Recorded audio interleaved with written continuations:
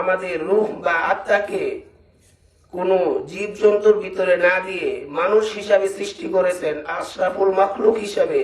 এজন্য আমরা সকলেই শুকরিয়া জ্ঞাপন করি, জোরে বলি আলহামদুলিল্লাহ। এবং আমরা এই বলে শুকরিয়া জ্ঞাপন করি যে আল্লাহ পাক রব্বুল আলামিন আমাদেরকে মুসলমান বানিয়ে এবং মুসলমানের ঘরে জন্ম দিয়ে এই পাক দরবার শরীফে এবং ওয়াজ মাহফিলে পবিত্র কথা শোনার জন্য আসার জন্য তৌফিক দান করেছেন। এই জন্য আমরা সকলেই বলি আলহামদুলিল্লাহ। আল্লাহ তাআলা আমাদেরকে এই দুনিয়ায় একটি উদ্দেশ্য নিয়ে এবং একটি মাকসাদ নিয়ে পাঠিয়েছেন। কারণ দুনিয়াতে সকল জিনিসেরই একটা উদ্দেশ্য এবং মাকসাদ রয়েছে। কারণ কোন উদ্দেশ্য এবং মাকসাদ ছাড়া কোনো জিনিস সমাধান হয় না। আমি যদি এখান থেকে রওনা হই একটি জায়গার উদ্দেশ্য করে, তাহলে ওই জায়গায় আমি পৌঁছতে পারবো যতই কষ্ট হোক। কিন্তু যদি কোনো উদ্দেশ্য না থাকে, আমার উদ্দেশ্যহীন চলতে থাকি, তাহলে কিন্তু কি কোনো কুল কিনারা পাবো না। যেমন বিভিন্ন রাস্তাঘাটে পাগল রয়েছে বা বিভিন্ন ধরনের মানুষ উদ্দেশ্যহীন ভাবে চলাফেরা করে রাস্তাঘাটে, এমন। কিন্তু আল্লাহ পাক রব্বুল আলামিন আমাদেরকে আশরাফুল মাখলুক হিসাবে সৃষ্টি করেছেন, এই দুনিয়াতে পাঠিয়েছেন একটি উদ্দেশ্য নিয়ে। সেই উদ্দেশ্য হলো তার ইবাদত বন্দেগী করা। এবং এই ইবাদত বন্দেগী করার জন্য একটা রুলস রয়েছে, নিয়ম রয়েছে। যেমন আমরা দুনিয়াতে যারা পড়াশোনা করছি এবং করতেছি, কোন শিক্ষা প্রতিষ্ঠান বা মাদ্রাসায় ভর্তি হলে, পড়াশোনা করতে চাইলে বা পরীক্ষা দিতে চাইলে আমাদের আগে ওই প্রতিষ্ঠানে ভর্তি হওয়া লাগবে। ভর্তি না হওয়া ছাড়া আপনি একা যত পড়াশোনাই করেন, আপনি কোনো কি সার্টিফিকেট পাবেন না। এবং এমনই আল্লাহ পাক রব্বুল আলামিনের যে মনোনীত ধর্ম ইসলাম, এই ইসলাম ধর্মে আপনি যদি প্রবেশ করতে চান, এটার আপনার নিয়ম রয়েছে, রুলস রয়েছে। এবং এই নিয়ম এবং রুলস পালন করলেই আপনার দান, সদকা, হজ, যাকাত, ইবাদত আল্লাহ তাআলার কাছে কবুল হবে। আর যদি আপনি এই নিয়ম না মানেন, তাহলে কি আল্লাহ তাআলার নিকট এগুলি কি কবুল হবে না। খুব গুরুত্বপূর্ণ কথা, সকলে মনোযোগ দিয়ে শুনতে চেষ্টা করব। আল্লাহ পাক রব্বুল আলামিন আমাদেরকে যে উদ্দেশ্য নিয়ে পাঠাইছেন, এই উদ্দেশ্যটা হাসিল করার জন্য প্রথমত যে উদ্দেশ্য, যে আমাদের রুলসটা ফলো করতে হবে, ওটা হলো আমাদেরকে পরিপূর্ণ ইসলামের ভিতরে ঢুকতে হবে। আর ইসলামের ভিতরে কিভাবে ঢুকবো? কালিমাতুশ শাহাদাত, আশহাদু আল্লা ইলাহা ইল্লাল্লাহ ওয়া আশহাদু আন্না মুহাম্মাদান আবদুহু ওয়া রাসূলুহু। এই যে কালিমা, এই কালিমা পাঠ করে আমাদেরকে কি মুসলমান হতে হবে। এবং এই কালিমা শুধু মৌখিকভাবে বললেই কি আপনি মুসলমান হয়ে যাবেন না। অনেক বিভিন্ন ধর্মের বা বিভিন্ন ধর্মের মানুষেরাও কিন্তু এই কালিমা মৌখিক বলতে পারে।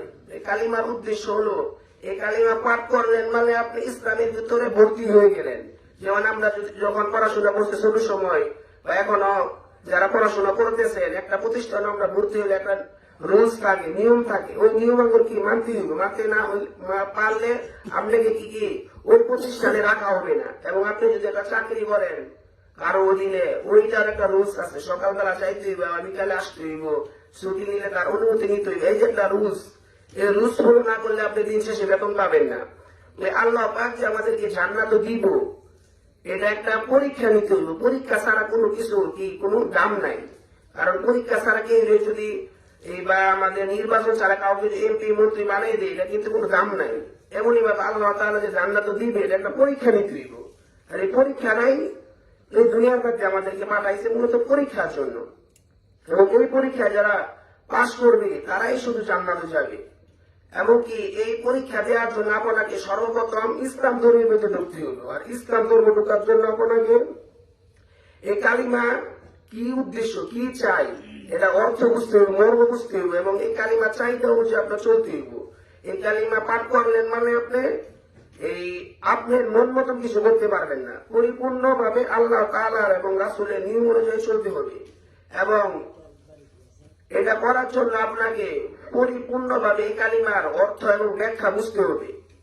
এবং যদি আমরা এটা না বুঝি তাহলে সকলে ভুল করবো। হাদিস শরীফে আছে, মান ক্বালা লা ইলাহা ইল্লাল্লাহু দাখালাল জান্নাহ কোন ব্যক্তি যদি একবার কালিমা পাঠ করে তাহলে সে যত গুনাহ করুক একদিন না একদিন সে জান্নাতে প্রবেশ করবে। কিন্তু যদি আপনি অনেক কাজ করেন, দান শ্রদ্ধা করেন, কিন্তু আপনি মুসলমান না, আপনার ঈমান নাই, তাহলে এই দান শ্রদ্ধা কি আল্লাহর কাছে কোনো কি কাজে আসবো না। এবং এই কালিমার যে এই কালিমাটা হলো আমাদের সবচেয়ে বড় সম্পদ। আপনার বাড়ি গাড়ি ব্যাংক যতই থাকুক না কেন, আপনি কিন্তু ওইটা দিয়ে জান্নাতে যেতে পারবেন না। হাদিসের মধ্যে কিন্তু বলা হয় না, হাদিসে কি বলা হয়েছে, মান ক্বালা লা ইলাহা ইল্লাল্লাহু দাখালাল জান্নাহ, যে ব্যক্তি কালিমা পাঠ করবে সে যত গুনাহগারই হোক, যদি এই কালিমা পাঠ করে মৃত্যুবরণ করে এবং এই কালিমার সে মানে নামাজ পড়ে না, রোজা করে না, এটা তার ব্যক্তিগত বিষয়, আল্লাহ যে কোনো কারণে মাফ করতে পারে। কিন্তু আপনি এটা এক আল্লাহর বিশ্বাস করেন, আল্লাহর কোনো শরীক নেই এটা বিশ্বাস করেন, এবং হযরত মুহাম্মদ সাল্লাল্লাহু আলাইহি সাল্লাম আমাদের শেষ নবী, এটা মানেন। এতটুকু যদি আপনি মানেন তাহলে একদিন না একদিন আপনি জান্নাতে যাবেন, এটা রাসূলের গ্যারান্টি দিয়ে গেছেন হাদিসের মধ্যে। তাহলে আমাদেরকে সর্বপ্রথম কি করতে হইব, এই কালিমা যে আমরা পাঠ করে মুসলমান হয়েছি, মুসলমান করে জন্মগ্রহণ করছি, এইটা কোনো সময় নষ্ট করা যাবে না। আমরা যে যাই শয়তানের দুকায় করা এই গুনাহের কাছে লিপ্ত হয়ে যায়, কিন্তু এই কালিমার বাহিরে যদি আপনি চলে যান আপনার কি আখিরাত নষ্ট, আর আখিরাত নষ্ট মানে আপনার জীবনটাই নষ্ট। এবং এই কালিমার গুরুত্ব কিন্তু আমরা মুসলমানরা বুঝি না। কেন বুঝি না? আমরা এটা সহজেই পাইছি, কারণ আমরা আমাদের বাপদাদা মুসলমান ছিল, আমরা মুসলমান হয়েছি সহজে, এটা মানে এটা গুরুত্ব বুঝি না। কিন্তু এই কালিমার গুরুত্ব বুঝছে ইহুদিরা, এবং তার এই কালিমারে বিশাল বড় সম্পদ মনে করে। যেমন উমর ইবনুল খাত্তাবের যুগের ঘটনা, ওই যুগের এই বর্তমানে আমেরিকা যেমন শক্তিশালী, ওই নবীজির যুগে সবচেয়ে বেশি শক্তিশালী ছিল পৃথিবীর মধ্যে রোম সাম্রাজ্য। ওই রোম সাম্রাজ্যের বিরুদ্ধে যুদ্ধ ঘোষণা করা হয়েছে, এবং যুদ্ধের মধ্যে মুসলমানের সৈন্য 1000 খানিক বা 2000 খানিক সৈন্য গেছে, এবং এই মুসলমানদের বিপক্ষে লক্ষ লক্ষ সৈন্য। তখন বাদশাহ যুদ্ধের বিভিন্ন এই আলোচনা শুনতে চাইলো, মুসলমানদেরকে কি অবস্থা, তাদের কেমন সৈন্য আছে, তারা কেমন এই অস্ত্র শস্ত্র আছে, কেমন আধুনিক এই অস্ত্র আছে যুদ্ধ করার জন্য। তখন তারা বললো সবাই আমাদের থেকে কম। কিন্তু তখন বাদশাহ প্রশ্ন করলো, তাহলে মুসলমানদের জয় জয়কার চারিদিকে কেন শুনি? তখন ওই উজির বলল, বাদশাহ তাদের একটাই শক্তি, ও শক্তি তাহলে ইমানি শক্তি। তারা ইমান কারো কাছে বিক্রি করতে চায় না, এবং ইমানের পাওয়ারেই আল্লাহ তাআলা তাদেরকে গিয়ে বিজয় দান করেন। তখন ওই বাদশাহ বলল, তাহলে মুসলমানের একটি কাফেলাকে বন্দী করে আনো, যারা যুদ্ধ করতে আসছে তাদের থেকে একটি দলকে ধরে আমার কাছে নিয়ে আসো, আমি তাদের ইমানের পরীক্ষা নিব। এই ইমানের পরীক্ষা কিন্তু কাফেররা যুগে যুগে নেই, কিন্তু আমরা ওই রকম ইমানের পরীক্ষায় করি নাই, করলে বোঝা যাইত। তখন আব্দুল্লাহ বিন হুযাফাকে বাদশাহ নিয়ে আসলো, নিয়ে আসার পরে বাদশাহ জিজ্ঞাসা করলো এই দলের আমিরকে। তখন একজন হাত তুলে বললো, এই দলের আমির আমি, তোমার নাম কি? আমার নাম আব্দুল্লাহ বিন হুযাফা। তখন বাদশাহ তাকে জিজ্ঞাসা করলো, বলতে লাগলো বাদশাহ তাকে, আব্দুল্লাহ বিন হুযাফা, তোমাকে আমার খুব পছন্দ হয়েছে, আমি তোমাকে ভালোবাসতে চাই এবং আদর করতে চাই, এবং আমি তোমার সাথে আত্মীয়তা করতে চাই, এবং আমি তোমাকে এই রাজ্য আমার পরবর্তীতে তোমাকে বাদশাহ বানাইতে চাই। কিন্তু এর জন্য একটা শর্ত রয়েছে। শর্ত কি?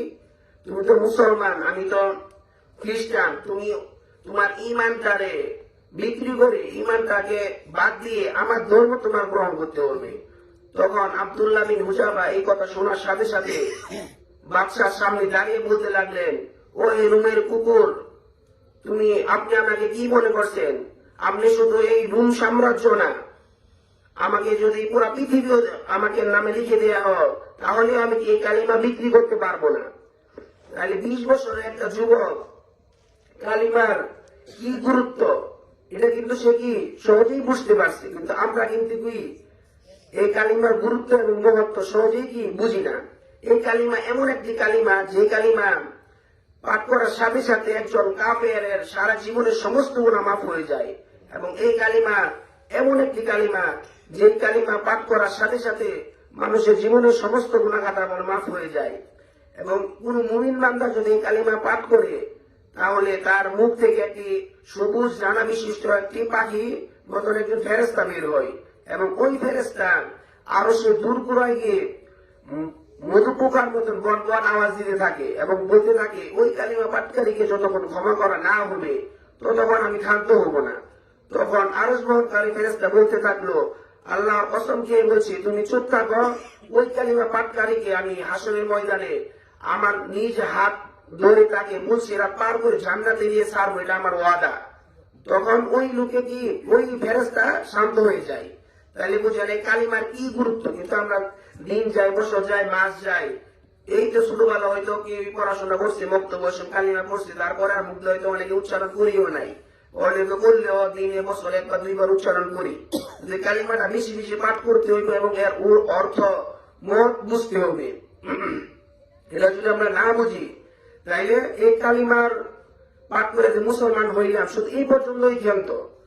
মানে এই কালিমাটা কি বুঝাইতে চাইছে এটা যদি আমরা না বুঝি, কিন্তু আপনাদেরকে কি ইমানের পরীক্ষাও দিতে হইতেছে না। আব্দুল্লাহ বিন হুযাফা যেরকম ভাবে কালিমার ইমানের পরীক্ষা দিতে হইতেছে বাদশার সামনে, তখন বাদশা রেগে গিয়ে আব্দুল্লাহ বিন হুযাফার ওই কথা শুনে সাথে সাথে ভিতরে প্রবেশ করে যায় এবং তার উজিরকে বলে দেয় আব্দুল্লাহ বিন হুযাফাকে সাথে সাথে কারাগারে বন্দী করো এবং ততক্ষণ পর্যন্ত বন্দী রাখবো যতক্ষণ পর্যন্ত সে আমার কথা না শুনবে।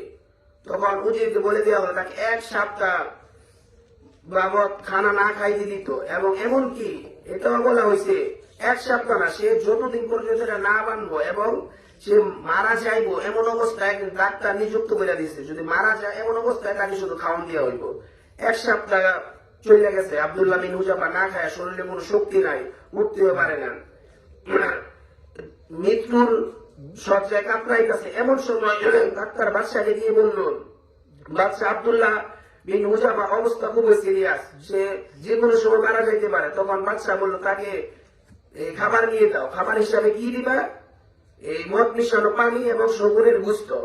তখন এটা ডাক্তারে আব্দুল্লাহ বিন হুযাফার সাথে নিল, নেওয়ার পরে বললো এটা মদ মিশানো পানি এবং এই শগুর যে আছে ওটার গোশত। তখন আব্দুল্লাহ বিন হুযাফা কিন্তু 1 সপ্তাহ যাবত খানা খায় না, শরীরে শক্তি না, কিন্তু সে সাথে সাথে এই শরীরে ইমানের বলে বলিয়ান হয়ে সাথে সাথে দাঁড়িয়ে বলতেছে জীবন যাইবো গা, তারপরেও আমি এই হারাম খাদ্য গ্রহণ করব না।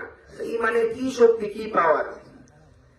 কিন্তু যদিও মৃত্যু থেকে বাঁচার জন্য মৃত্যুর পর্যায়ে কোনো খাবার পাইতেছে, এমন অবস্থা হারাম খাবার খাওয়া যায় আছে, তারপরে যেহেতু তার ইমানের পরীক্ষা চলতেছে, সে কি এই খাবার খায় নাই এবং তাকে এই খাবার যখন না খাইলো বাদশার কাছে গিয়ে বলা হলো আব্দুল্লাহ বিন হুযাফা এই খাবার খাবে না, মারা গেল।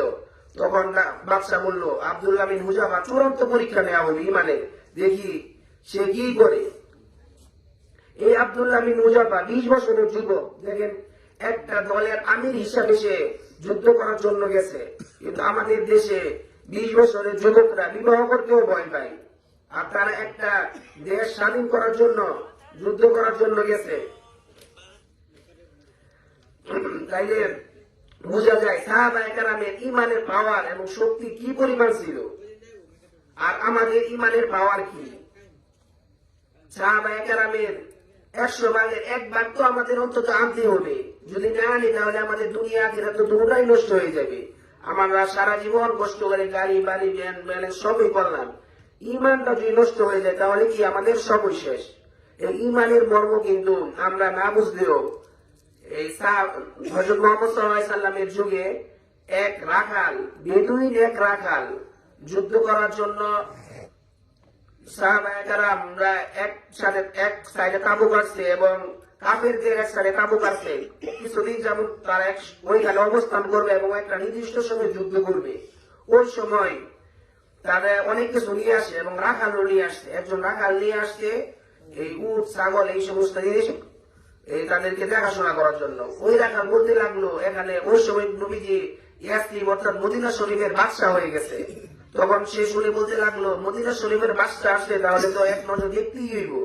যেমন আমাদের এলাকাতে বা আশেপাশে যদি কোনো বড় ধরনের লোক আসে, প্রধানমন্ত্রী বা এমপি এমন ধরনের লোক আসে, আমরা কিন্তু চাই যে দলের হই না কেন অন্তত এক নজর দেখতে চাই। সরাসরি বাদশাকে বা আমাদের নেতাকে এক নজর কিন্তু দেখার আগ্রহ সবারই থাকে, যে দলেরই হোক তাও সে দেখতে চায়। ওই সময় ওই রাখালের ওই আগ্রহ জাগলো, সে ইয়াসরিব অর্থাৎ মদিনা শরীফের বাদশাকে দেখবো। তখন সে ওই মুসলমানের তাঁবুর দিকে হাঁটতে লাগলো এবং হাঁটতে হাঁটতে হাঁটতে হাঁটতে একজন জিজ্ঞাসা করলো হযরত মুহাম্মদ সাল্লাল্লাহু আলাইহি ওয়াসাল্লাম অর্থাৎ মদিনা শরীফের বাদশা কোথায় অবস্থান করতেছে। তখন একজন দেখিয়ে দিল ওই তাঁবুর ভিতরে। তখন সে হাঁটতে হাঁটতে ভিতরে ঢুকে গেল এবং সে ঢুকে আশ্চর্য হয়ে গেল। একজন বাদশা, আমি মনে করছি কয়েকজন পাহারাদার থাকবো, একটা জাঁকজমকপূর্ণ অবস্থা থাকবো, লাল গালিচা বিছানো থাকবো, কিন্তু সাধারণ একটা খেজুর পাতা চাটাইয়ের মধ্যে বসে রয়েছে। আমার আশ্চর্য হয়ে গেলাম আমি। তখন সে আসতে করে নবীজির সামনে বসলো, বসে বলতেছেন, সত্যি করে আপনি বলবেন আপনি এখানে কি উদ্দেশ্য আসছেন, আপনার উদ্দেশ্য কি? তখন নবীজি বলতে লাগলো, আমার উদ্দেশ্য একটাই, আল্লাহ তাআলা এক এবং হযরত মুহাম্মদ সাল্লাল্লাহু আলাইহি ওয়াসাল্লামই শেষ নবী, এটা প্রচার করার জন্যই মূলত আমি এখানে আসছি, আর কোনো উদ্দেশ্য নাই। তখন ওই রাখাল বলতে লাগলো, এটাই যদি আপনার উদ্দেশ্য হয় তাহলে আমি যদি এই কালিমা পাঠ করি তাহলে আমার কি ফায়দা হবে, আমার কি ফায়দা হবে? তখন হযরত মুহাম্মদ সাল্লাল্লাহু আলাইহি ওয়াসাল্লাম বলতে লাগলেন, তুমি এই কালিমা পাঠ করার সাথে সাথে তোমার জীবনের সমস্ত গুনাহ খাতাগুলি মাফ হয়ে যাবে এবং সমস্ত মুসলমানরা, সাহাবায়ে কেরাম এবং আমি সহ সকলেই তোমাকে বুকে জড়িয়ে নিব। তখন ওই রাখা ছিল কৃষ্ণ বর্ণের কালো এবং অনেক বাঘের ঠোঁটগুলি মোটা মোটা এবং শরীর যত অনেক কাম কাজ করতো ওই রকম ভাবে গোসল টোসল পরিষ্কার থাকতো, অনেক দুর্গন্ধ ছিল। তখন বলতে লাগলো, ইয়া রাসূলুল্লাহ, আপনি একটা বাদশা আমার সাথে কি ঠাট্টা করছেন? আমার মতন একটা সাধারণ নগণ্য মানুষকে আপনাদের বাদশা হয়ে আমাকে বুকে জড়ায় নিবেন? তখন রাসূল বললেন, নবী রাসূলুল্লাহ কখনো ঠাট্টা করে না, আমি যা বলছি সত্যি। তুমি যদি এই কালিমা পাঠ করে মুসলমান হয়ে যাও তাহলে তোমার সাথে এই আচরণই করা হবে। তখন হযরত মুহাম্মদ সাল্লাল্লাহু আলাইহি ওয়াসাল্লাম এই কথা শোনার পরে, ওই রাখাল এই কথা শোনার পরে বলতে লাগলেন, এটাই যদি হয় আপনার উদ্দেশ্য তাহলে আমাকে বলিয়ে নেন, আশহাদু আল্লা ইলাহা ইল্লাল্লাহ ওয়া আশহাদু আন্না মুহাম্মাদান আবদুহু ওয়া রাসূলুহু। তখন ওই রাখাল মুসলমান হয়ে গেলেন এই কালিমা পাঠ করে এবং তার জীবনের সমস্ত গুনাহ খাতাগুলি মাফ হয়ে গেল। তখন নবীজিকে প্রশ্ন করলেন, তাহলে এখন আমার কি কাজ? মুসলমান যেহেতু আমি হয়ে গেলাম। তখন ওই সময় নামাজও ফরজ হয়েছিল না, কোন রোজাও ফরজ না এবং কোন বিষয়ে ফরজ না ইসলামে, তা কি করা যায়? তখন বলছে, যত যুদ্ধ চলতেছে আল্লাহর জন্য, আল্লাহ দ্বীনের জন্য, তাহলে তুমি যুদ্ধে শরীক হয়ে যাও। এবং ওই রাখা যুদ্ধে শরীক হয়ে গেল এবং তার একটা নামও রাখা হলো আসওয়াদ গালিবি। এবং সে যুদ্ধ করতে করতে করতে করতে এক সময় সে শহীদ হয়ে গেল। এবং যুদ্ধ শেষ হওয়ার পরে মুসলমানের এই কতজন এই সৈন্য শাহাদাত বরণ করছে তাদেরকে আলাদা আলাদা একসাথে জমা করতেছে, লিস্টি করা হয়েছে কে কে মারা গেছে দাফন দেওয়ার জন্য। সব লিস্টি করার পরে ওই আসওয়াদ গালিবিকে কেউ চিনতে পায় না, সে তো যুদ্ধের মাঝখানে হঠাৎ করে ঢুকছে, মুসলমান হচ্ছে, কেউ তো জানে না সে মুসলমান, চিনিও না। তখন এই নবীজি এসে বললেন, তার কথা গিয়ে কিছু বলো না, সে নতুন মুসলমান হয়েছে এবং সে একমাত্র ব্যক্তি পৃথিবীর মধ্যে আল্লাহ তাআলার রাস্তায় একটি জায়গা দান না করে, একটি সেজদা না করে, একদিন হজ না করে, একদিন যাকাত না দিয়ে, একদিন দান সদকা না করে সে সরাসরি জান্নাতে প্রবেশ করবে, এমন ব্যক্তি সে। কিভাবে সে এই যে কালিমা পাঠ করার সাথে সাথে যে মুসলমান হয়ে যায়, সমস্ত গুনাহ মাফ হয়ে যায়। আর তার গুনাহ মাফ হওয়ার সাথে সাথে কিন্তু সে কোনো এই অল্প কিছু সময় জীবিত ছিল, কোন গুনাহ করার তো সময়ই নাই, সাহাবায়ে কেরাম তো গুনাহ করেই না, তাহলে তার গুনাহ কিভাবে হইব? এবং সাথে সাথে সে শাহাদাত বরণ করলো এবং সে জান্নাতের বাসিন্দা হয়ে গেল। এবং আমরা বর্তমানে মুসলমানের সন্তান হয়ে কালিমার মহৎ এবং কালিমার কি চাহিদা, কালিমার উদ্দেশ্য না বুঝতে পারলেও রাসূলের যুগের রাখালরা ঠিকই কিন্তু বুঝতে পেরেছিল এবং সে কি কামিয়াব হয়েছিল। ঠিক তদরূপ ভাবে আমরা যদি এই বিষয়টা নিয়ে খামখালি করি, কালিমাটা নিয়ে বা ইসলামের যে কোনো বিষয় নিয়ে খামখালি করি, তাহলে কিন্তু আমাদের জন্য কঠিন শাস্তি রয়েছে। জান্নাতে তো জীবনে যাইতেও পারবো না, এই কালিমা ছাড়া জান্নাতে গ্রাণও পাবো না। কিন্তু এবং কি কোরআনের মধ্যে আল্লাহ তাআলা বলতেই আছে, শুরু থেকে আমি খুতবার মধ্যে আয়াত তেলাওয়াত করছি, ওয়ালাকাদ জারানা লিজাহান্নামা কাসীরাম মিনাল জিন্নি ওয়াল ইনস। জিন এবং মানুষের মধ্যে কিছু মানুষ এবং জিনকে সৃষ্টি করা হয়েছে জাহান্নামের জন্য। এখন আপনি প্রশ্ন করতে পারেন, জাহান্নামের জন্য উদ্দেশ্য করে সৃষ্টি করেছে, তাহলে তো আমাদের কোনো দোষ নাই। এটা আগে ধমকি দিয়ে বলছে আল্লাহ, এর পরবর্তীতে কি বলতেছে, দেখো দুষ্টা কি, লাহুম কুলুবুন লা ইয়াফকাহুনা বিহা, তাদের অন্তর রয়েছে, আমাদের সকলের অন্তর আছে না, যে অন্তর দ্বারা আমরা একটা কিছু চিন্তা করি, কালকে অমুক জায়গায় যাইবো, অমুক একটা ভালো কাজ করবো, অমুক একটা খারাপ চিন্তা করি, বিভিন্ন ধরনের চিন্তা করি, এই অন্তর দ্বারা তারা সব সময় আজীবন খারাপ চিন্তা করছে এবং খারাপ কথা ভাবছে, জীবনে কোনো ভালো কথা চিন্তা করে নাই, এমনকি ভালো কোনো কাজের চিন্তা ভাবনা অনুসরণ করে নাই, ওই সমস্ত লোকের কথাই বলা হয়েছে। এবং তার পরবর্তীতে কেউ বলা হইতেছে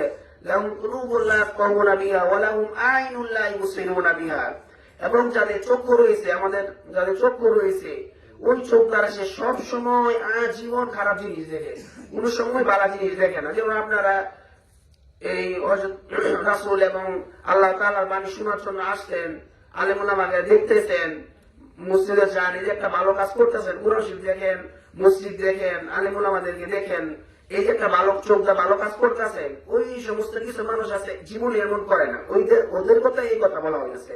তার পরবর্তীতে কি বলা হয়েছে, ওয়ালাহুম আযানুন লা ইয়াসমাউনা বিহা, এবং তাদের কান রয়েছে, আমাদের সকলের কান রয়েছে, এই কান দ্বারা তারা সব সময় খারাপ জিনিস শুনে, কোন সময় ভালো জিনিস শুনে না। বিভিন্ন জায়গায় ওয়াজ নসিহত হয়, শুক্রবার জুমার নামাজে ওয়াজ নসিহত হয়, মাঝে মধ্যে মাহফিল হয়, বা যে কোনো ভাবে ওয়াজ নসিহত বা ভালো জিনিস শোনা যায়, আমরা কিন্তু অনেকে শুনি না। এই যে আপনারা যারা শুনতেছেন, আপনারা ওই দলের অন্তর্ভুক্ত না, এই যে আল্লাহ এই আয়াতটা বলছে এটার অন্তর্ভুক্ত না। এবং এই তিনটা ব্যক্তির কথা, তিনটা ব্যক্তির দুই ধরনের শাস্তি, এক হচ্ছে তারা তার জাহান্নামে যাবো শিউর, এটা মৃত্যুর পরে। আর দুনিয়াতে কি বলছে আপনি শুনেন, পরবর্তীতে বলা হয়েছে উলাইকা কাল আনআম, তাদেরকে বলা হয়েছে, আল্লাহ পাক বলতেছে তারা এই যে তিন শ্রেণীর মানুষ, যারা অন্তর আছে কিন্তু খারাপ জিনিস সবসময় চিন্তা করে, এই চোখ আছে সবসময় খারাপ জিনিস দেখে, কোন সব ভালো জিনিস দেখে না, কান আছে এই কান দিয়ে সবসময় খারাপ জিনিস শুনে, ভালো জিনিস শুনে না, তাদেরকে বলা হইতেছে তারা উলাইকা কাল আনআম, তারা চতুষ্পদ জন্তুর নেই। চতুষ্পদ জন্তু কি বুঝে নই, জীব জানোয়ার, হায়না, শিয়াল, কুকুর, তাদের মানে আল্লাহ তাআলা বলতেছে এই তিন ধরনের, এই তিনটা কাজ যে করে তারা চতুষ্পদ জন্তুর নেই। হ্যাঁ বলে কি করতেছে, এটা করে খেলতই নাই, বালহুম আদল, মানে তার চেয়েও নিকৃষ্ট। তার মানে চতুষ্পদ জন্তুর পরে কি যে নিকৃষ্ট আমরা নিজেও জানি না, তার মানে চতুষ্পদ জন্তুই নিকৃষ্ট আমাদের থেকে। তাহলে ওই মানুষ সকল ওই চতুষ্পদ জন্তুর থেকেও খারাপ, তার মানে বোঝা গেল কি ওই মানুষের থেকে একটা কুকুর বিড়াল ভালো। আল্লাহর কথা, এটাকে তো কেউ বানায় বলতেছে না, কথাটা সরাসরি আল্লাহর কথা। এবং পরবর্তীতে কি হইতেছে উলাইকা হুমুল গাফিলুন, এবং তারাই হলো উদাসীন এবং গাফেল। অর্থাৎ যারা উদাসীন এবং গাফেল, মানে উদাসীনতার সাথে কোনো কাজ করে। আপনি একটা নামাজ পড়তেছেন, বছরে মাসে একদিন পড়েন বা সপ্তাহে একদিন পড়েন, প্রতিদিন তো করতেই বই, অনেকে পড়ে না, শয়তানের দোকায় পড়ে, কিন্তু যতটুকু করতেছেন আপনি খাম খেয়ালি না করে সুন্দরভাবে পড়েন, এটা আল্লাহ খুশি হইব। ঠোঁট ঠাট করে যাওয়ার তো কোনো দরকার নাই। উলাইকা হুমুল গাফিলুন, তারা কি কাফেলের অন্তর্ভুক্ত। আর কাফেলের অন্তর্ভুক্ত মানে আপনি এই আপনার জাহান্নাম ঠিকানা বুঝিয়ে দিচ্ছে, জাহান্নামের জন্যই সৃষ্টি করা হয়েছে, যে বলা হয়েছে আল্লাহ আপনার এই কাতারে জায়গা, আপনি একটা ভালো কিছু করবার কাছে একটু মনোযোগ দিয়ে শুনেন, বুঝেন, যতটুকু আমল করতে পারেন। মোট কথা গাফেলদেরকে কি কোনো ছাড় নাই। আর এই যে কালিমা আপনি উদাসীনতার সাথে, গাফেল মানে কি উদাসীন, মানে বেখেয়াল, বেখবর, কোনো খোঁজ খবর রাখে না। পৃথিবীতে যে কোনো কাজ আপনি করবেন, ভালো কাজগুলো আপনি করবেন এবং যে কোনো আপনার কর্মজীবনের কাজ করবেন, এটা আপনার গাফেল উদাসীনতার সাথে করলে কিন্তু দুনিয়ার মানুষ আপনাকে পছন্দ করবে না। আপনি একটা এই চাকরি করেন, ব্যবসা করেন, আপনি যদি উদাসীনতার সাথে কাজ করেন, আপনার অফিসারে বা আপনার মালিক আপনাকে পছন্দ করবে না, এবং কি আপনাকে এমন আছে আপনার চাকরি চলে যেতে পারে। কিন্তু তাহলে আল্লাহ তাআলার নিকট আল্লাহর একটা ইবাদত করবেন, এই যাই করেন যতটুকু করেন খাম খেয়ালি করেন, তাহলে চললো না। যে কালিমা আমরা পাঠ করে বৈশা লইছি, কালিমা কি বুঝাইতে চাইতেছে, কালিমা কি উদ্দেশ্য, এলে আপনাকে কিন্তু বুঝতেছি নাকি, ওই বুঝার চেষ্টা করতেছেন। জীবন কিন্তু আমাদেরকে কি আস্তে আস্তে চলে যেতেছে, এই দুনিয়ার জীবন কয়দিন আর 50, 60, 70 বছর, 100 বছর, এরপরে আমাদের আসল জীবন কি চলে রয়েছে। আমরা যদি অল্প একটু না শুধু খালি কষ্ট করি, যে যতটুকু করবো অতটুকু আগে যাবে। যে দুনিয়ার মধ্যে যখন আপনারা পড়াশোনা করছেন, যে যত ভালো করে পড়াশোনা করছে তার রেজাল্ট যত ভালো হয়েছে, মানে এটাও একটা পরীক্ষার হল। কিন্তু এই দুনিয়ার একটা পরীক্ষার হল। পরীক্ষার হল এটা। এই পরীক্ষাতে যদি আমরা যে যতটুকু নাম্বার পাবো ওই নাম্বার অনুযায়ী কিন্তু আমাদের ফলাফল হবে। আর নাম্বার পাওয়ার জন্য আপনি এসএসসি পরীক্ষা দিবেন বা 5 এর পরীক্ষা দিবেন, আপনি কি আগে ভর্তি হওয়া লাগছে? আগেই শুরুতে বলছি, তাহলে আপনি যদি মান ক্বালা লা ইল্লাল্লাহ দাখালাল জান্নাহ, যে এই যে কথাটা বলা যে জান্নাতে প্রবেশ করবে কালিমাটা বললে, এটা করবার চাইলে আপনার এই কালিমাটা যে পাঠ করছেন, মুসলমান হয়েছে না, তো সকলে মুসলমান, এই যে মুসলমান হয়েছে আমরা, এটা কি সব সময় এটার ভিতরে থাকতে হইব এবং এটা বেশি বেশি করতে হইব, আল্লাহ দোয়া করতে হইব যাতে মৃত্যুর সময় মুখ দেওয়া জোরে না হোক, মনে মনে হইল কি এই কালিমাটা পাঠ করতে পারি। তাহলে এই যে কালিমার গুরুত্ব হয়তো অনেক জায়গায় এই কথাগুলো নাও শুনতে পারেন। আমি চিন্তা করে দেখছি যেহেতু আপনারা বেশিরভাগ সাধারণ মানুষ, গ্রামের বেশিরভাগ মানুষই, আপনারা তো বিভিন্ন বড় বড় বক্তা আনতে পারেন, বিভিন্ন জায়গায় আপনার এলাকার ওয়াজ মাহফিল হয়, অনেক সুন্দর কণ্ঠ দিয়ে আওয়াজ করে, কিন্তু ওই জায়গা কিন্তু আমরা শুধু কণ্ঠটা শুনে আসা করি। এই যে আপনি গুরুত্বপূর্ণ বিষয়গুলো অনেকে অনেকে তো না শুনতে পারেন, এই জন্য আমি চিন্তা করছি যাতে এই কালিমার ভিতরে আপনি থাইকে আইরাই মরতে পারেন, যাতে অন্তত কোন গুনার কারণে শাস্তি পাইলেও যাতে অন্তত আজীবন জাহান্নামে না থাকা লাগে, জান্নাতে যাইতে পারেন। আর যারা আমল করতেছেন, টুকটাক আমল করতেছেন, আল্লাহ আপনাদেরকে মাফ করে দিতে পারেন যে কোনো মুসিবতে। সারা জীবন নামাজ পড়ছেন, তাও জাহান্নামে হইতে পারেন। আবার শুধু মুসলমান, আপনি ইমান ঠিক আছে, নামাজ সুরা ঠিক মতো পড়েন না, এমন এক ভালো কাজ তৈরি বলছেন, এটা বুঝতে আল্লাহ খুশি হইয়া জান্নাত দেয়া দিব। এই জন্য শুধু নামাজটা পড়তে হইব, এবং যারা নামাজ না পড়তে পারতেছে শয়তান ঢুকাতে তারা টিটকারে পারা যেত না বুঝাইতে পারেন। আর নামাজ পড়ে নিতে জান্নাত এমন কিন্তু কোনো কথা না, আবার নামাজ পড়তে হইব, এটা আপনার খেয়াল রাখতে হইব। আর সর্বপ্রথম হচ্ছে আপনি এই যে বিভিন্ন মানুষ বিভিন্ন অন্যান্য ইহুদি নাসারারা দান টান সদকা করে, তাদের ওই দানটা কিন্তু দুনিয়াতেই শেষ।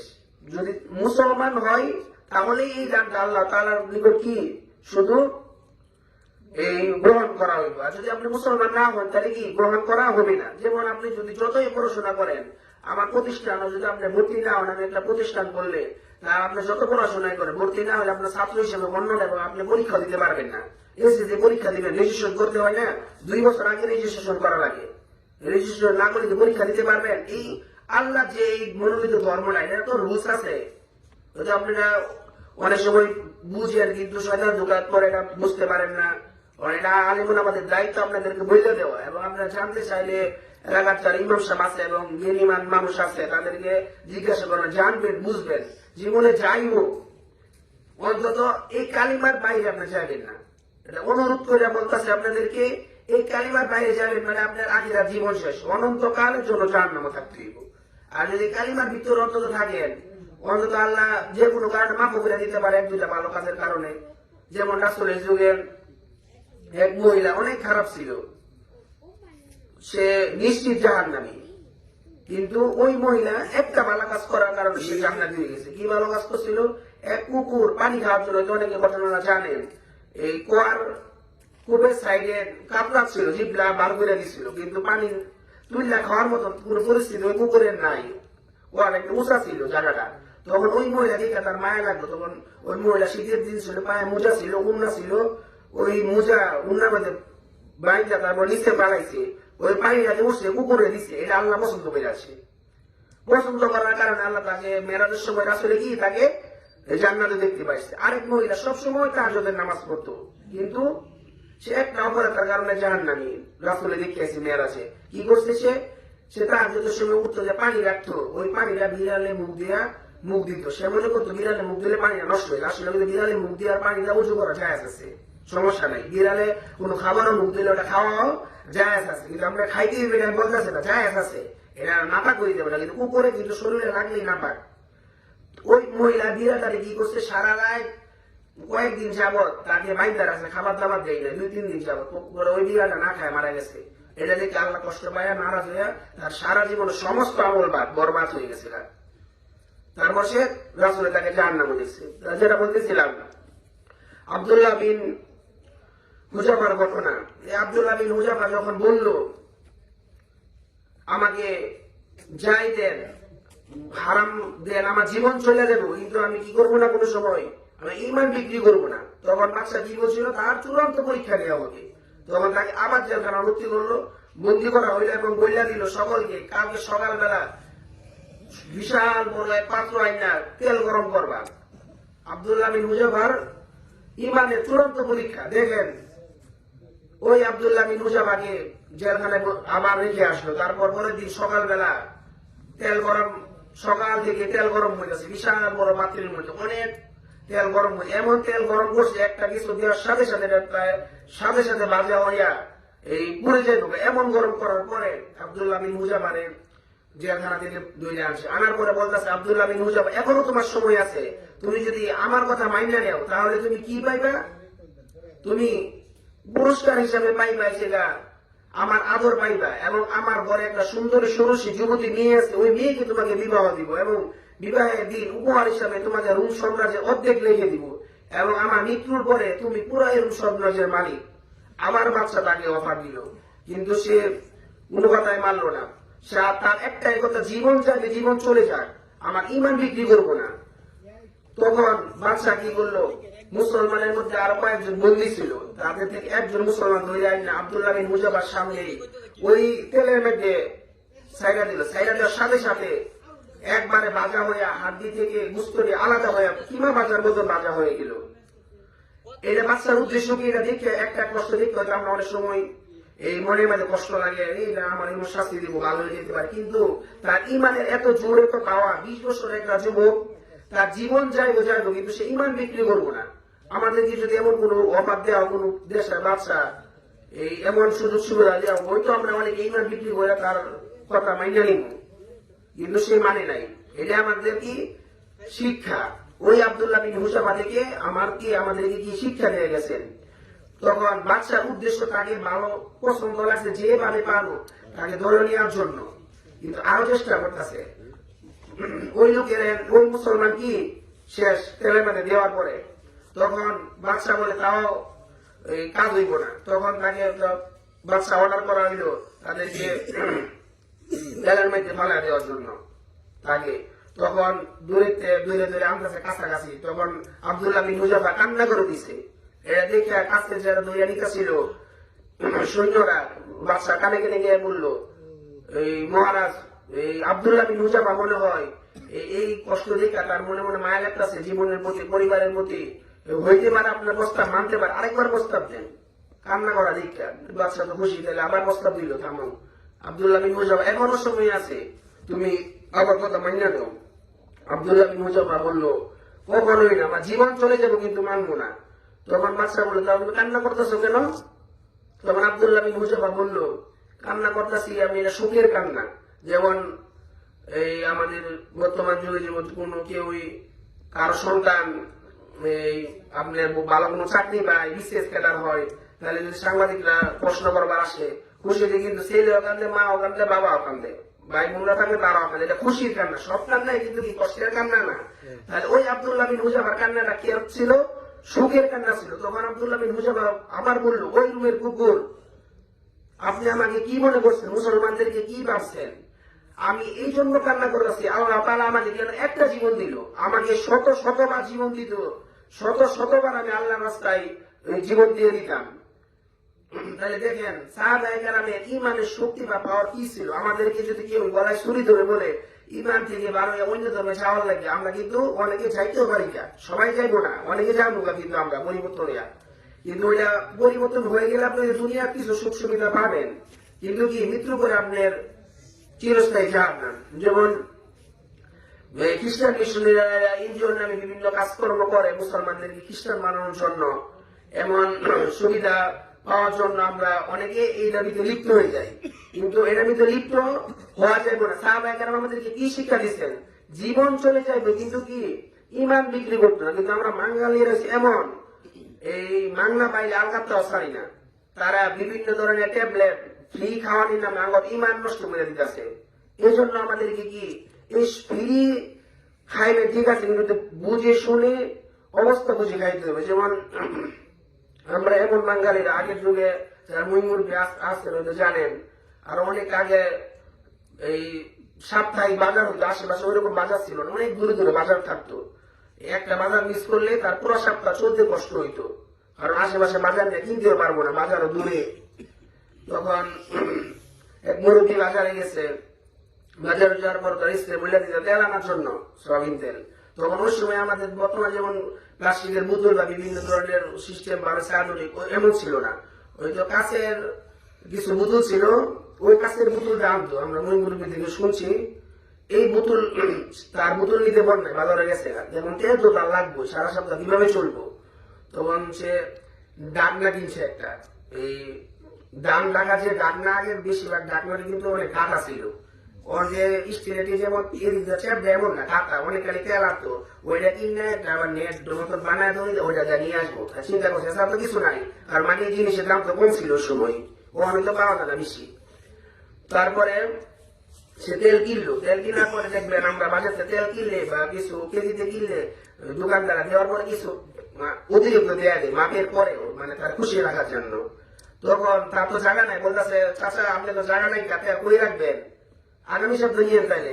আমার চাচার কথা হচ্ছে যে তো এই শুরুতে বললাম বাঙালিরা অনেকেই ফ্রি পাইলে আলকাতটা আবার ছাড়তে না, তাহলে এমন চাচা বললো না এই আজকে নিবো। কি করলো সে, এটা আপনারা দুইটা উল্টায় ঢাকায় সাড়ে কানা আছে না, ওই কানা মাটি ডালেন। দোকানদার কইতে কইতে কানা টাইলা দিছে, তার কি এই লাভ খাইবার কি আসল আছে, আসল গেছে গা।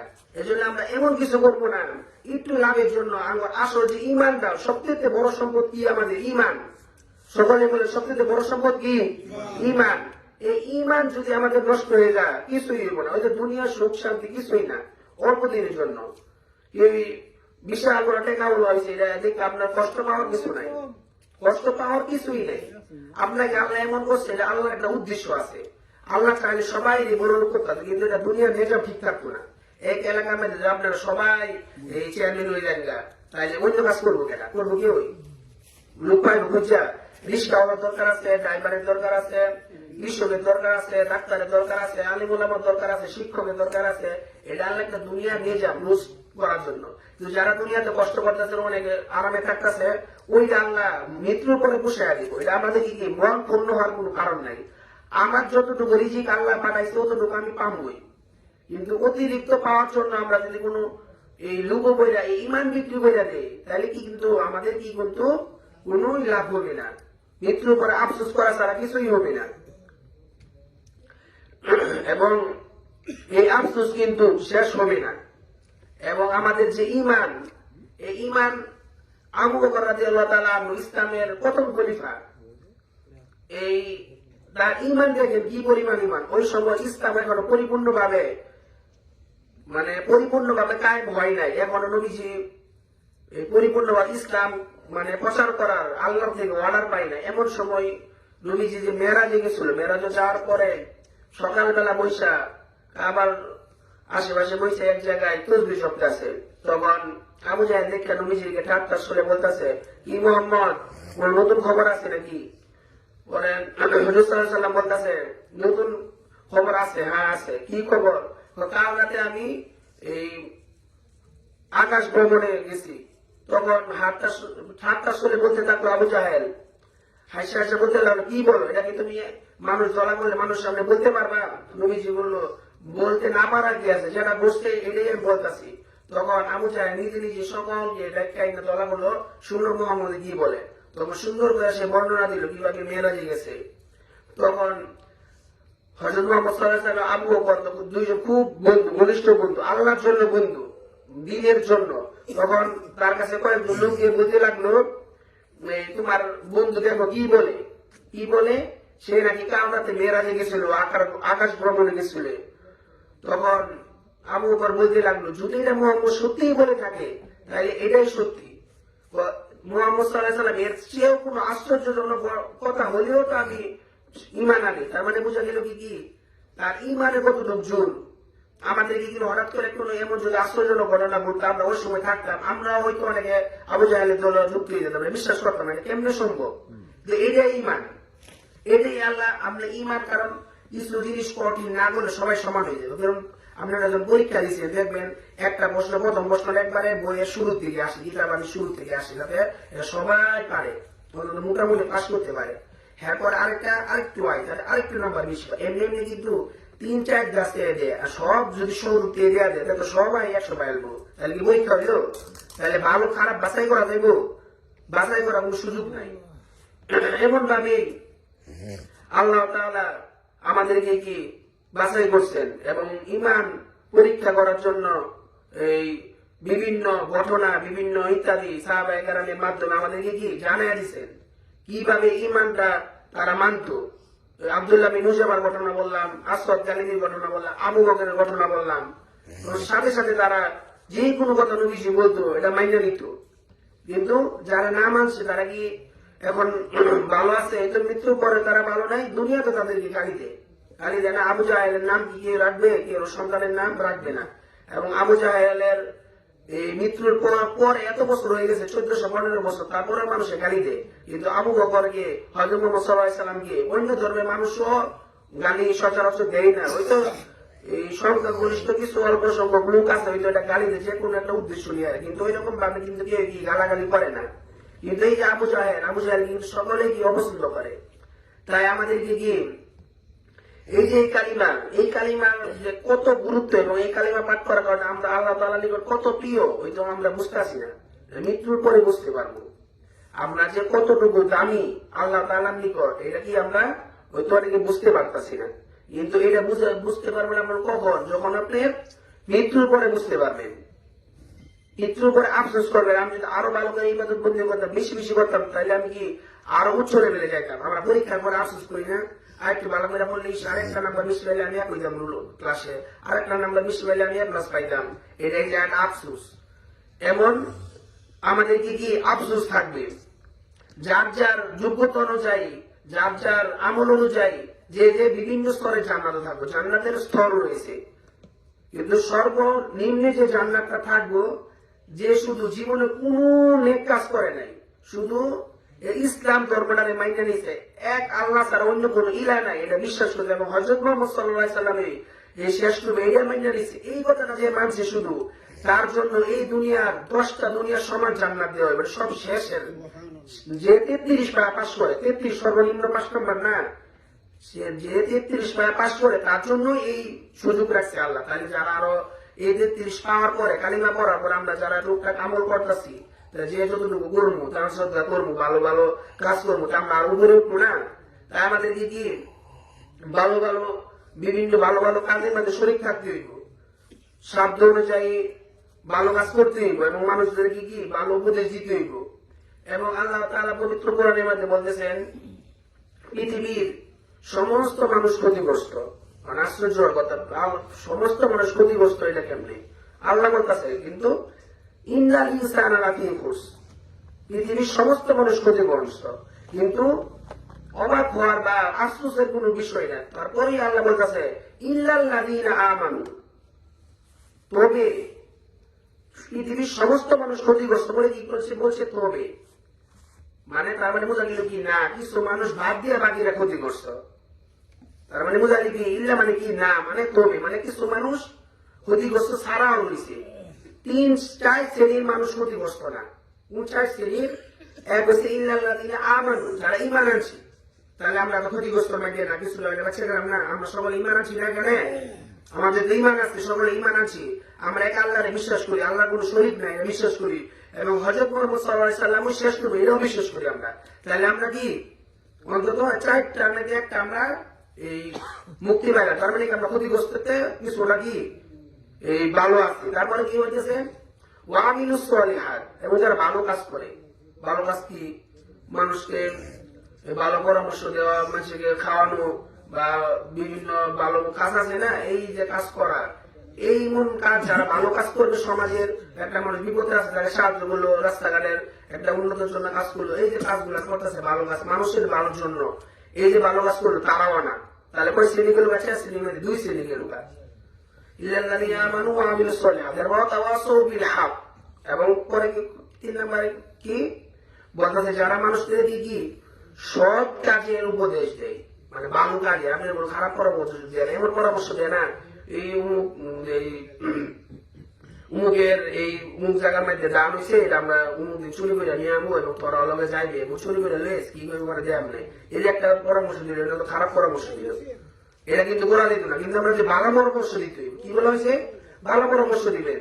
দেখবেন অনেকে এমন করে নিজে নামাজ না পড়লেও, 4 না আমি খারাপ হয়েছি কি ওই আমার বাইরে আমার সন্তানটা ভালো হোক, এটা কিন্তু চাই, এটা কিন্তু খারাপ লক্ষণ। অনেকে এমন করলে নিজে করে না আরেকজনকে কো আল্লাহ কি হইতেছে কথাওয়া চৌকিল হাত, মানে কি যে ভালো উপদেশ দেয় সেও কি ক্ষতিগ্রস্ত না, তাহলে জিনিসটা ভালো না।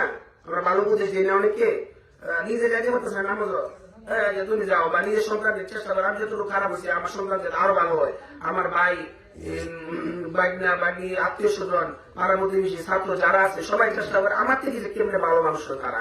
এটাও কিন্তু কি খারাপ অনেকে টিটকারি পারবো, এই টিটকারি আপনারা কারণ নিয়েন না। এটা কোরআনে কি বলতেছে, আপনি যদি ভালো উপদেশ দিতে মানুষের এটা কি আপনি ক্ষতিগ্রস্ত না। হ্যাঁ বলে কি কথা হাত, হ্যাঁ বলেছে আপনি পরস্পরকে ওই আশেপাশের মানুষকে আপনি ধৈর্যের উপর দিয়েছেন, মানে বিভিন্ন মানুষ বিভিন্ন বিপদে পড়ে না, কেউ ওই অল্প বয়সে কেউ মা বাপ মারা যায় না, কেউ সন্তান মারা যায় না, অনেক কান্নাকাটি করে না, ধৈর্য ধরতে অ্যাক্সিডেন্ট না করো, অ্যাক্সিডেন্ট অনেকে মারা যায়, অনেক কান্নাকাটি করে, ওই সময় আপনারা ধৈর্য দিতে হইবে। আল্লাহ যা করছে ভালোর জন্য যা হওয়া হয়ে গেছে, মন খারাপ করে না, ধৈর্য ধরেন, আল্লাহ একটা ব্যবস্থা করবে।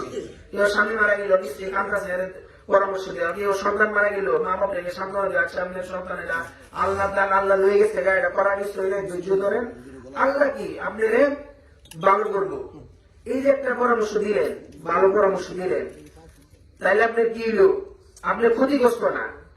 তাহলে দেখেন জিনিসটা এই সুরাটা, এই যে সুরো একটা সুরা 30 পারা সুরো একটা সুরা, এখানে সবাই পারে, অর্থ না পারলে অনেকে অনেক অর্থ পারে, অর্থ না জানলেও কিন্তু আমরা কি এই সুরাটা কিন্তু অনেকে পড়ছি সুরওয়ালা বা এখনো পড়ি নামাজের মধ্যে আমরা। এই সুরাটা শিক্ষা যদি আপনি নেন আপনার জীবনে আগে লাগবে, আপনি মনে করেন এই সুরাটা শিক্ষা নিলে আপনি ক্ষতিগ্রস্ত মানছে না। আল্লাহ বলতেছে ক্ষতিগ্রস্ত মানছে না এবং ক্ষতিগ্রস্ত, তাহলে বুঝতে পারলেন কি করলে ক্ষতিগ্রস্ত, কি করলে ক্ষতিগ্রস্ত না। তাহলে এটা যদি আমরা আমল করি তাহলে কি আমাদের জীবনটা কি এই দুনিয়ার জীবনে দেখবো সাকসেসফুল হবো, আমরা আখিরাতেও সাকসেসফুল হবো। এবং কি আমাদের এই কাজগুলো আগে করতে হবে, এবং আমি আশা করি এখন থেকে আমরা মানুষকে এই ভালো কাজের পরামর্শ দিব, সৎ পরামর্শ দিব, বিপদ আপদে বললে ধৈর্য ধরার পরামর্শ দিব, এই কাজগুলা কি এখন থেকে আমরা করবোই।